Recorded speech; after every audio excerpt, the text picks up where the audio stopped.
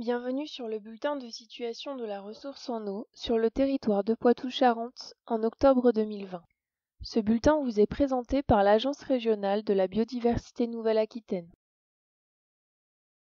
En octobre, les précipitations sont globalement supérieures aux normales sur le territoire. La situation des nappes souterraines s'est améliorée fin septembre et la situation est favorable pour cette époque de l'année, la majorité des stations indiquant un niveau supérieur ou proche de la moyenne. La majorité des principaux cours d'eau présentent un débit supérieur ou égal aux moyennes, avec quelques disparités selon les bassins. Les ruptures d'écoulement observées sur les petits cours d'eau du territoire sont en nette diminution depuis fin septembre. Mais continuons sur un point plus détaillé. En octobre, les pluies sont fréquentes et importantes. Les cumuls varient entre 75 et 100 mm sur le nord-ouest du Poitou et 100 à 200 mm sur le reste du territoire. Ainsi, les précipitations apparaissent excédentaires au normal, avec un faible excédent de 20% localement au nord du Poitou. Il atteint 30 à 60% sur la majorité du territoire, à l'exception de la Charente où il atteint jusqu'à 70 à 90%. Les pluies ont été efficaces en octobre. Les cumuls varient entre 130 et 140 mm au centre du territoire, contre 90 à 125 mm sur le reste du territoire, à l'exception du nord-est du Poitou, où les cumuls sont plus faibles, de l'ordre de 60 mm en moyenne.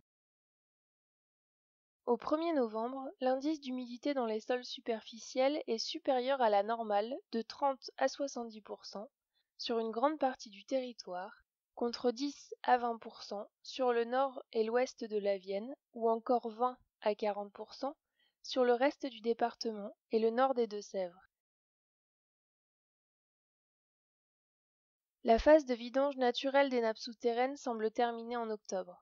En effet, 89 piézomètres affichent un niveau en hausse par rapport au mois précédent. La situation d'ensemble est favorable.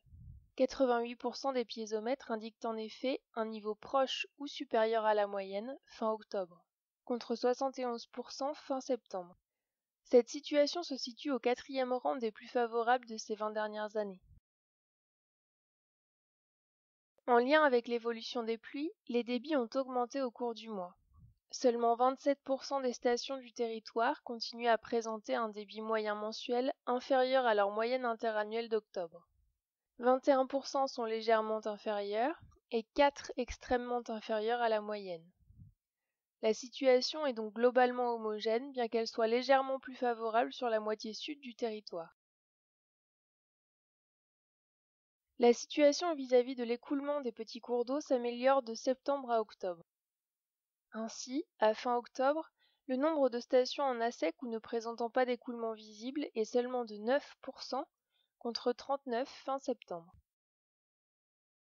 Concernant la centrale de Civaux, le débit de la Vienne à la station de Cubord, à Val-d'Yvienne, en aval de la centrale, ici en bleu, a été supérieur au débit minimal de 10 m3 par seconde courant octobre, autorisant la centrale à fonctionner. Il a également été supérieur au seuil de 20 m3 par seconde en orange, autorisant les rejets radioactifs sans dérogation. Courant octobre, la vidange en vue des divers soutiens à l'étillage des principaux barrages et réservoirs semble prendre fin, à l'exception du Cébron, qui présente une légère baisse par rapport à fin septembre. Début novembre, les taux de remplissage sont sur la moyenne pour le Cébron, 38%, Lavaux, 28%, et ils sont supérieurs aux moyennes sur la touche Poupart, 69%, et Masse-Chaban, 34%.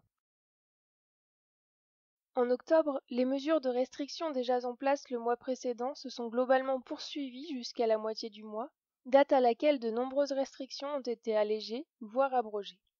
Fin octobre, 25% des zones de gestion sont concernées par des mesures préventives ou de restriction. Les arrêtés concernant d'autres usages tels que le remplissage des mares de tonnes de chasse ou encore le remplissage des plans d'eau ont perduré. Après le 31 octobre, les mesures de restriction d'irrigation ont pris fin.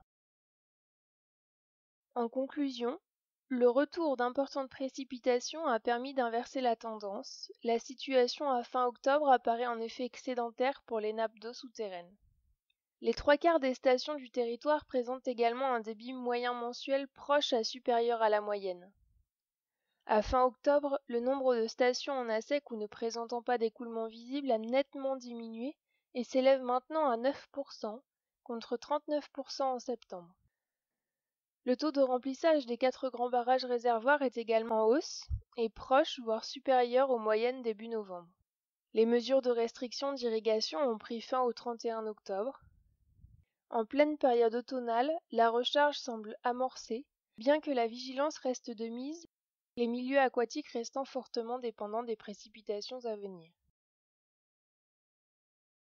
Pour une information actualisée sur la situation de l'eau en région, nous vous invitons à consulter la page production du site de l'ARBNA, biodiversité-nouvelle-aquitaine.fr.